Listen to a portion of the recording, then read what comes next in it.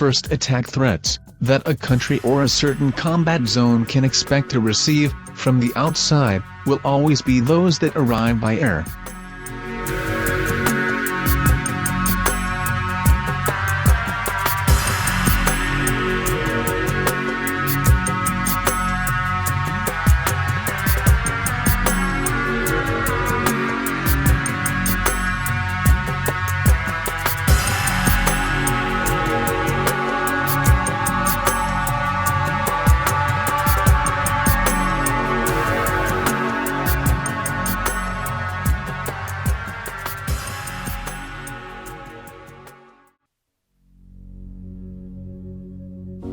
Spain, because of its membership in NATO, can benefit from the information obtained by satellites from other member countries. Since NATO, as an international military organization, does not have its own network of surveillance satellites. Although almost 50 of military satellites today belong to NATO member countries, as we can see in the graph.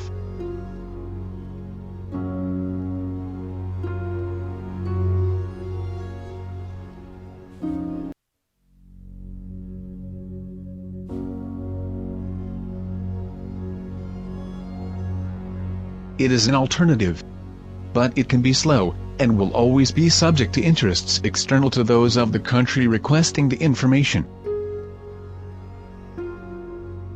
The oldest satellites, from which Spain can continue to receive information, are Helios 2, the result of cooperation between France, Italy and, to a lesser extent, Spain.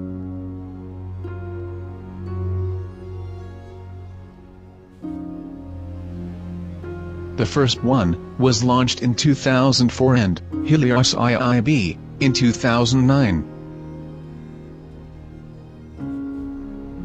They are military optical reconnaissance satellites, with a resolution capacity of up to 50 centimeters in the visible and infrared spectrum. Problem is that they are operated by France directly, so they work under their own interests. And their interests do not match the Spanish interests, as could be seen during the Perejil Island incident.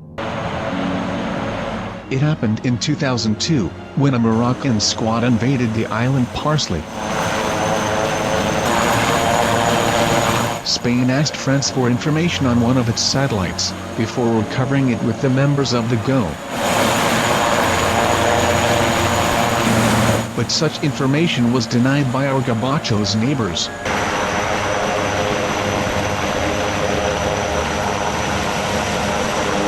Such collaboration was to be expected, since France still protects Morocco as if it were its protectorate, and is not Spain's best ally.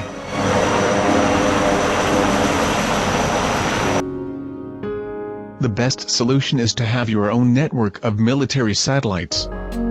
As we have just seen, Spain is one of the countries which has its own military observation and surveillance satellites. It is designed and manufactured by the Spanish international company Hisdesat, owned by Hispasat. It cost 160 million euros, weighs 1,600 kilograms and has a lifespan of about 10 years. It orbits 15 times around the Earth per day, covering an area of about 300,000 square kilometers, at a height of 514 kilometers and at a speed of 25,000 kilometers per hour. You can take up to 100 very high-quality images per day, of up to 25 centimeters resolution, a car license plate, for example, or in other size and quality settings. Use an electronic radar, for remote configuration from the ground. This means that the images are not obtained optically. The advantage of this is that the image will be obtained despite the current weather and light conditions. And secondly, and manufactured by the Spanish international company SENER. After several manufacturing problems, we have the Seosat satellite, with a final cost of about 200 million euros. It is launched in 2020, and consists of a high-resolution multispectral image capture unit, from 2.5 to 10 meters. Therefore, each pixel will represent 2.5 meters, which will allow you to see details about the terrain the size of a car. Although this is not much greater than what Google Earth currently offers. It is at an altitude of 670 kilometers, making 14.4 orbits a day and with a useful life of 7 years. Now, we are in the mesosphere, where RPAS planes fly.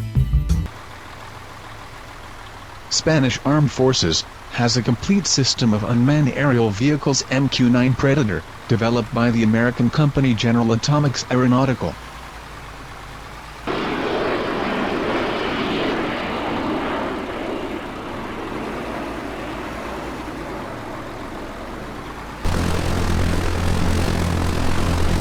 The system, which has an approximate cost of €115 million, consists of 4 airplanes, 2 control stations and a satellite link.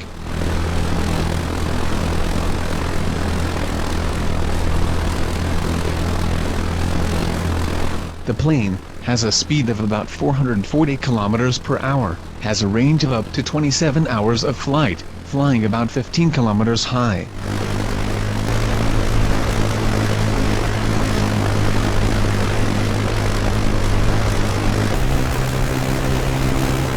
Its thermal and infrared camera is able to read a license plate 3 kilometers away.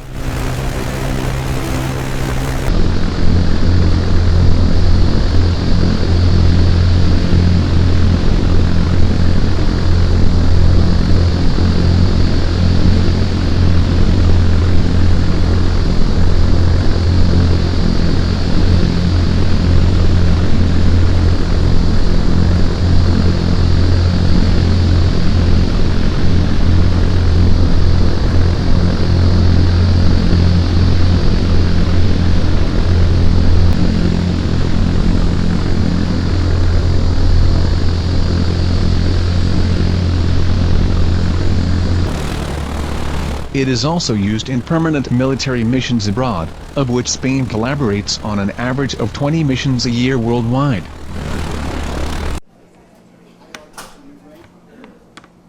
The crew operates the drone via satellite, from the GCS ground control station, with an average delay of about 1.2 seconds. Spain currently has 2 control centers, Badajoz and the Canary Islands. In the GCS, there are 2 positions that have direct control over the aircraft, the pilot and the sensor operator.